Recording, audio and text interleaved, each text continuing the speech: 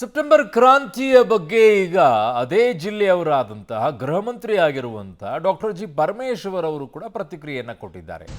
ಅದು ಯಾವ ಅರ್ಥದಲ್ಲಿ ಹೇಳಿದಾರೋ ನನಗೆ ಗೊತ್ತಿಲ್ಲ, ಅದು ಯಾವ ಮಾಹಿತಿಯನ್ನ ಇಟ್ಕೊಂಡು ಅವರು ಹೇಳಿದಾರೋ ನನಗೆ ಗೊತ್ತಿಲ್ಲ.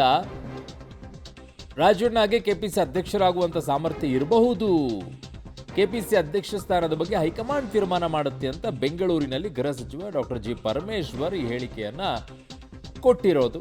ಸೆಪ್ಟೆಂಬರ್ ನಂತರ ಬದಲಾವಣೆಯ ಬಗ್ಗೆ ನನಗೆ ಗೊತ್ತಿಲ್ಲ, ಅವು ಯಾವ ಮಾಹಿತಿ ಇಟ್ಕೊಂಡಿದ್ದಾರೆ ಹೇಳಿದ್ದಾರೆ ನನಗೆ ಗೊತ್ತಿಲ್ಲ ಅಂತ ಪರಮೇಶ್ವರ್ ಅವರು ಮಾತನಾಡಿರೋದು.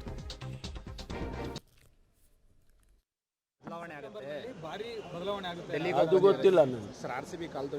ಅದಕ್ಕೆ ಯಾವ ಮಾಹಿತಿ ಆಧಾರದ ಮೇಲೆ ಅವ್ರು ಹೇಳಿದಾರೋ ಗೊತ್ತಿಲ್ಲ ನನಗೆ.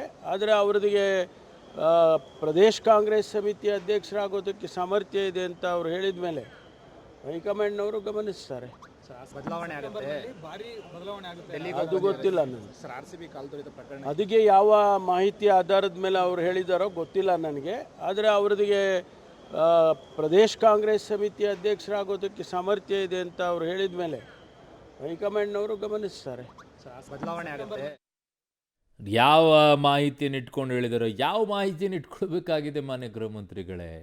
ಯಾವ ಮಾಹಿತಿ ಇಟ್ಕೊಳ್ಬೇಕಾಗಿದೆ? ಕಾಂಗ್ರೆಸ್ ಪಕ್ಷದಲ್ಲಿ ಯಾವ ಮಾಹಿತಿ ಇರುತ್ತೋ ಅದೇ ಮಾಹಿತಿ ರಾಜಣ್ಣ ಅವ್ರಿಗಿರುತ್ತೆ, ಕ್ಯಾಬಿನೆಟ್ನಲ್ಲಿ ಯಾವ ಮಾಹಿತಿ ಇರುತ್ತೆ ಅದೇ ಮಾಹಿತಿ ಅವ್ರಿಗಿರುತ್ತೆ, ಹೈಕಮಾಂಡ್ ಬಳಿ ಯಾವ ಮಾಹಿತಿ ಇರುತ್ತೆ ಅದೇ ಮಾಹಿತಿ ಅವ್ರ ಬಳಿ ಇರುತ್ತೆ.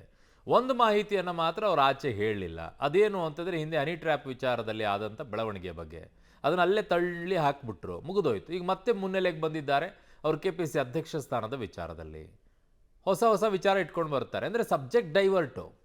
ಆ ಕಡೆಗೆ ಪಾಟೀಲ್ ಅವರು, ರಾಜಕಾಗಿ ಅವರೆಲ್ಲ ಮಾತನಾಡಿದ ವಿಚಾರಗಳನ್ನು ಡೈವರ್ಟ್ ಮಾಡೋಕ್ಕೋಸ್ಕರ ಇದನ್ನು ಮುನ್ನೆಲೆಗೆ ತರೋದು. ಒಳ್ಳೆ ಗೇಮ್ ಪ್ಲ್ಯಾನ್ ಚೆನ್ನಾಗಿದೆ, ಅದಕ್ಕೆ ತಕ್ಕಂಗೆ ನಾವು ಆಡ್ತೀವಿ ಒಂದೊಂದು ಸಲ.